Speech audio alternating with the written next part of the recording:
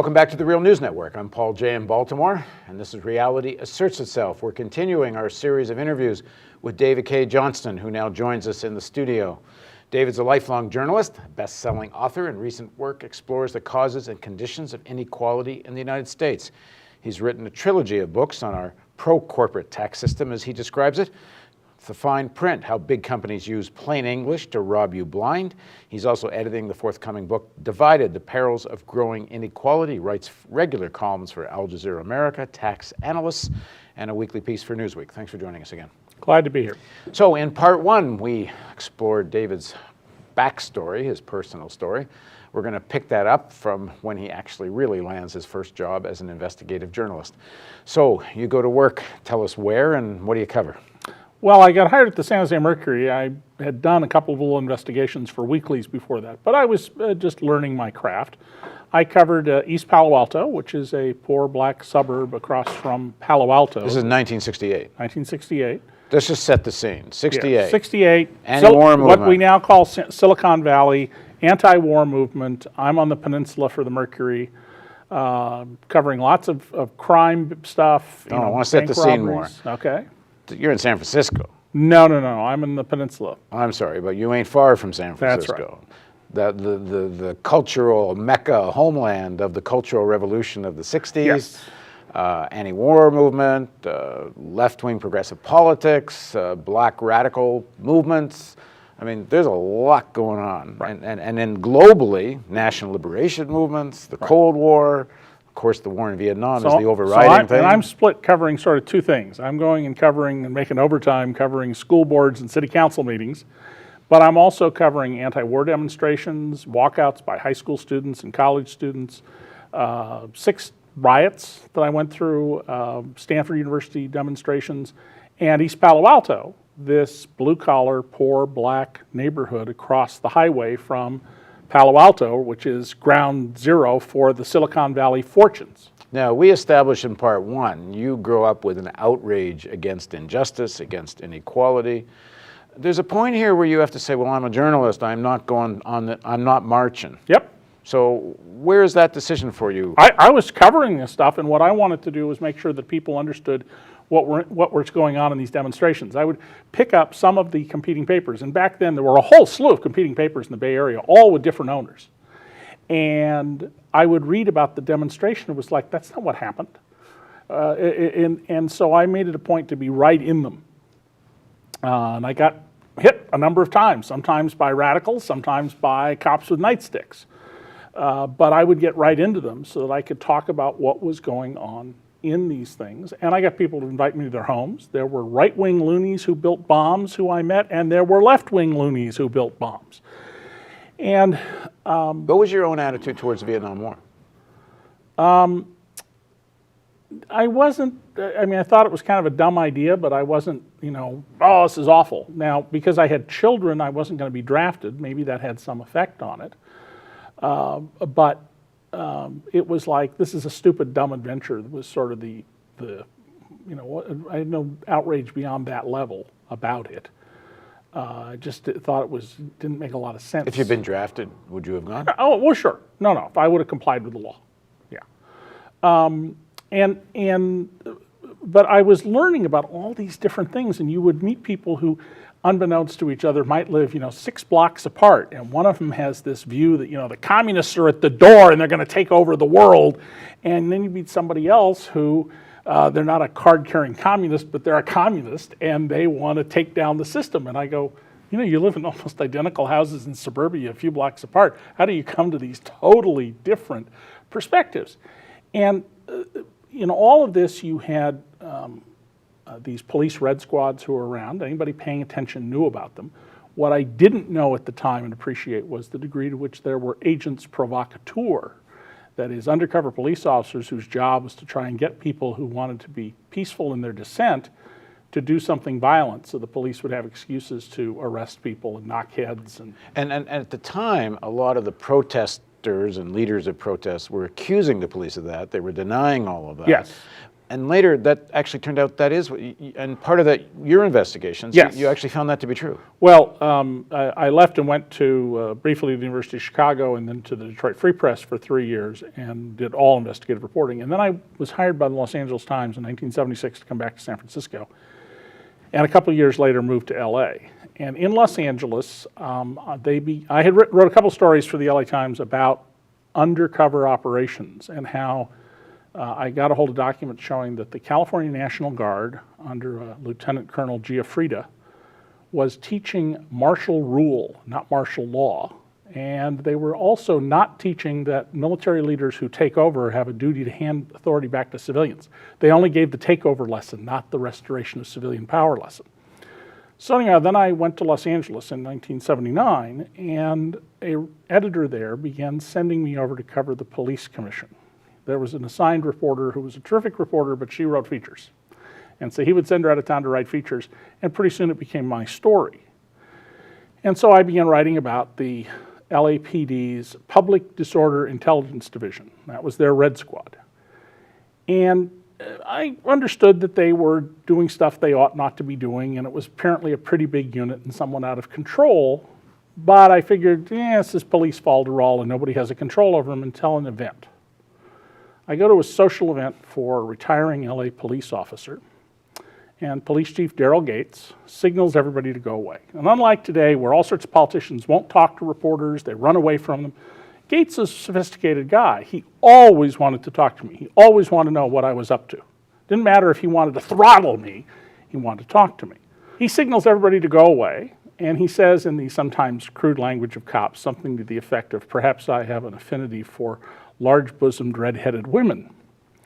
Meaning you have. Yeah, and I thought, where is this coming from? And while I'm trying to figure out what to say next, I go, sure, Daryl, who doesn't?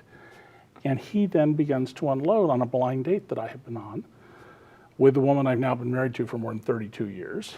What we ate, critiqued the champagne that I ordered on its likely success at getting some further intimacy. And I'm like thinking, this is astonishing. Why is he doing this? And it suddenly occurs to me, oh, he's trying to intimidate me. So I egg him on, and when he's given me everything he has, I looked at him and I said, Daryl, several things I know you don't know about me. And this is not the reaction he expects, so he's a little surprised. I said, first of all, maybe I have a screw loose, but I don't intimidate. I've run into a burning building and almost run into another one, and I've lived through 6 riots, and I just don't have a fear button. And nobody cares who I'm involved with. Oh, listen, I got to talk to Sergeant so-and-so. And I walked off. So we had each given each other a message here. But I went home that night and went, oh my God, it's true. Everything I've been hearing, that they're spying on city council members and politicians, and that he has a list of who's had affairs with who, it's probably all true. And I know, one last thing, Paul, I knew the LA Times didn't want to publish this. I want to stop, because I really want to dig into this story. So I just want to back up one step. Sure. So tell me the story of May Day 81. Okay, is it 81? Yeah.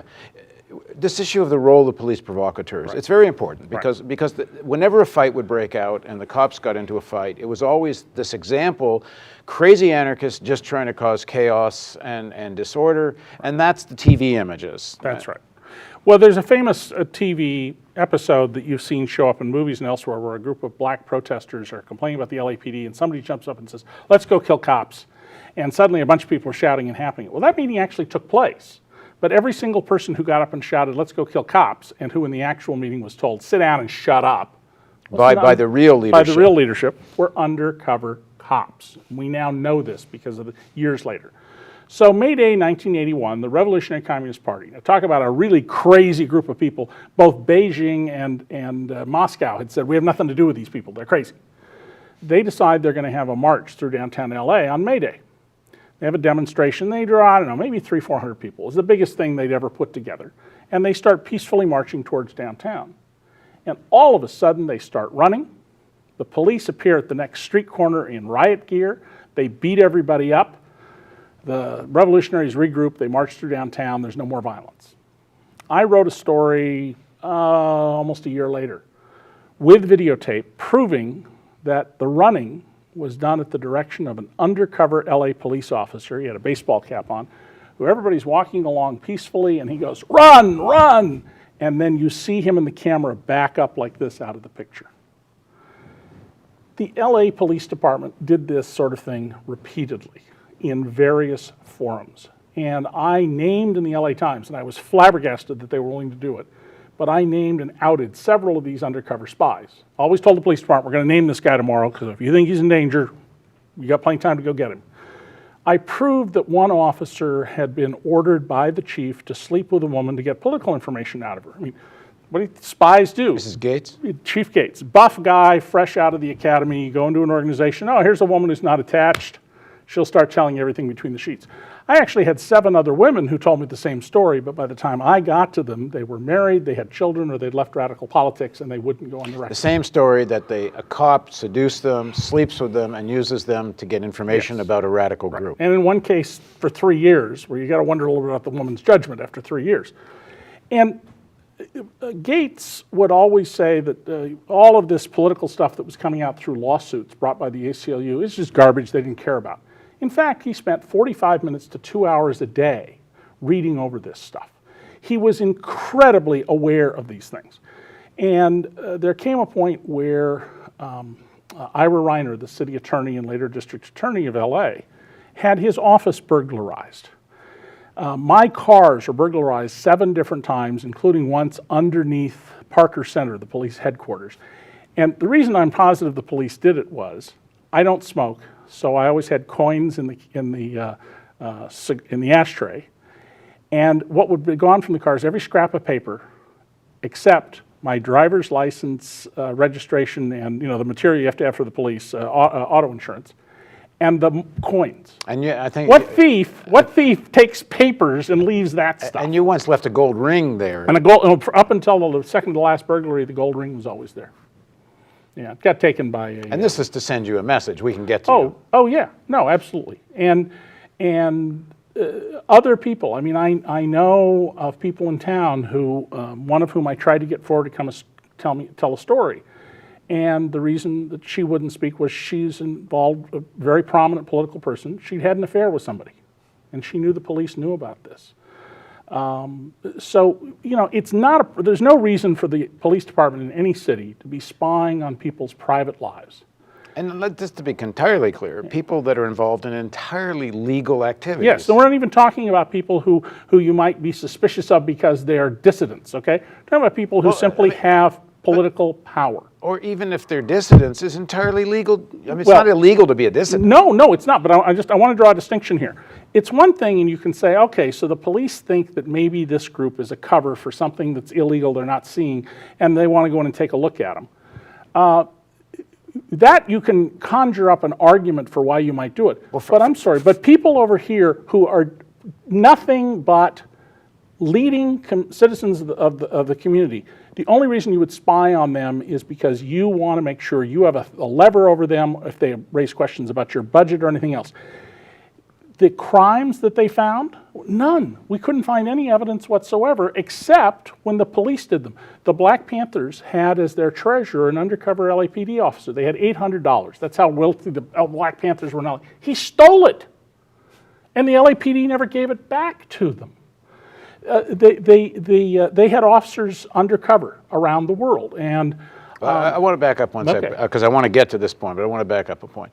Yes, you go after prominent people because it saves your ass, it gives you leverage. Nobody ever fires you as police chief, right. And you have tremendous power the way Hoover did through the FBI. That's exactly at right. the national level. I mean, he's replicating the Hoover model.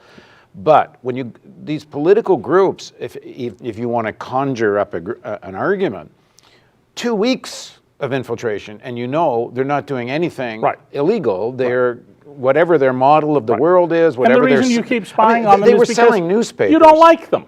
The reality is the police were picking people. I mean, they weren't spying on far-right groups. Think about all the incidents we've had in America. The sheriff's deputy killed in Arizona because a right-wing crazy thought he was an IRS agent. Got to be pretty crazy to make that confusion. The whole series of bombings and things we've had from people on the right, but we haven't seen law enforcement in LA concentrate in the same way. And this paranoia that the LAPD had under Daryl Gates extended way beyond the city of LA. He had officers undercover all around the world. There are at least 2 officers who each spent 20 years in the Communist Party and who are listed in the House Un-American Activity Committee reports as leading communists. When I was about to reveal that, I got shut down by the LA Times. Okay, and part of what you were revealing, he had like hundreds of people, right? He had, we don't know how many he had. I finally got Zev Yaroslavsky, who's now county supervisor, to get the nerve. Sorry to interrupt you. Again, we're not talking FBI. This Talking is about LAPD. LAPD, a local municipal police force, hundreds of agents undercover, and some of them internationally. Hundreds of agents in the unit that supervised the undercover officers.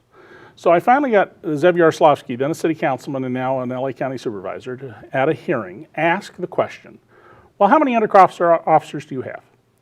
And the deputy police chief, who later became chief of Beverly Hills, says, well, councilman, if I were to give you the answer to that question and one of our undercover officers were to turn up dead, you and every other member of this committee would become a murder suspect.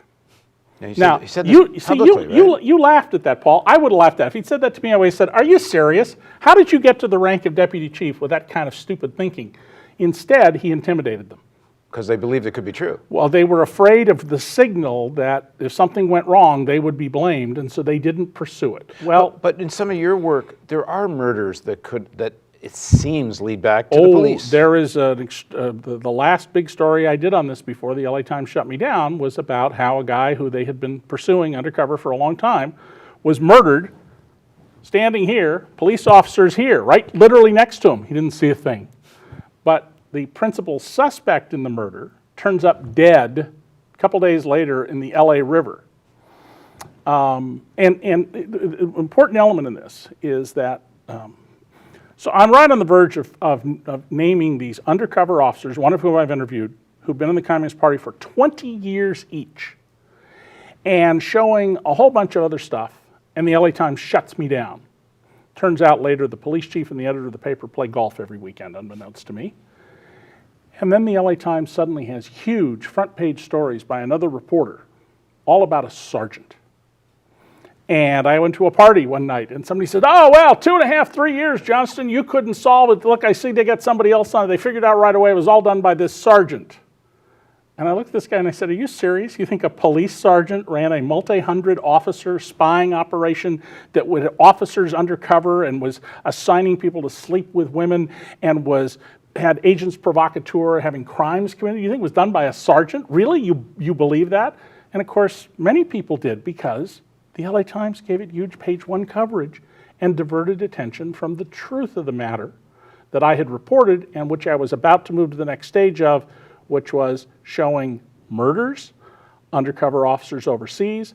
And when Daryl Gates finally lost his job, he wrote an autobiography, and in it, he not only bragged about spying on everybody, including business executives he named, but he bragged, and I had officers undercover in Moscow and Havana. Did he have any in the LA Times? Well, one of the things was the files of one of the officers I undercovered. He'd appeared in some news stories, had disappeared from the paper, and I proved that this officer had gotten a job at the LA Times and had an LA Times ID card that shouldn't let him into the paper itself, but into an ancillary office. But once you got one of those cards, you can get in. He could have then walked to the library, asked for his clip file, and it was right during this period when it was checked out and it disappeared. Now, I was able to reconstruct that file through a lot of hard work and proved that he had been in the paper. So why does the LA Times protect Gates? Well, the family that owned the LA Times are people who, I mean, they're about as close to being actual fascists as you have in America. They were involved with the Christian anti-communist crusade when the PBS documentary was run about LA and about Otis Chandler, this great man who made the family fabulously wealthy. One of the family members kept basically saying he's a communist. You know, he's not one of us. And I had to deal with various members of the family over the years, and their political views would make the leading right-wingers in America right now look like liberals. I mean, it was astonishing to hear their views. They were deeply racist in their perceptions of people. John Birch Society? They were, the Christian Anti-Communist Crusade, the John Birch Society. Is Walt Disney in this circle? Not to my knowledge. No, but these were family members. And so it was actually surprising in retrospect I was able to get in as much stuff as I did. But the shutdown came just when, had we gotten that stuff in the paper, I think there would have been a huge change, and Daryl Gates's career probably would have come to a rapid end. Well, might it led to the family that owned the LA Times? I mean, is it not just them covering up Gates? Is Gates somewhat working well, there were various, with their support? Well, there were various family peccadillos that were known in the newsroom. And if they were known in the newsroom, they were known to the LAPD. So do I reasonably think that among the things that was going on is that the family was told, shut this guy down or there could be bad consequences? Yeah, I mean, I can't prove that, but it's a logical expectation. But also he's doing, in some ways, an extension of what they want anyway, and they believe all this stuff. Yes, but remember, all families have factions and everybody has secrets, and prominent rich families have lots of secrets they'd not like to have to get into a fight with somebody about. And the Chandlers are very split. I mean, here's Otis, this great man, great publisher who produced a great newspaper, and then the rest of the family who would be perfectly happy, if he fell off the diving board and into a pool with no water. So where does Gates end up? Well, Gates continues as chief. The Rodney King riots occur.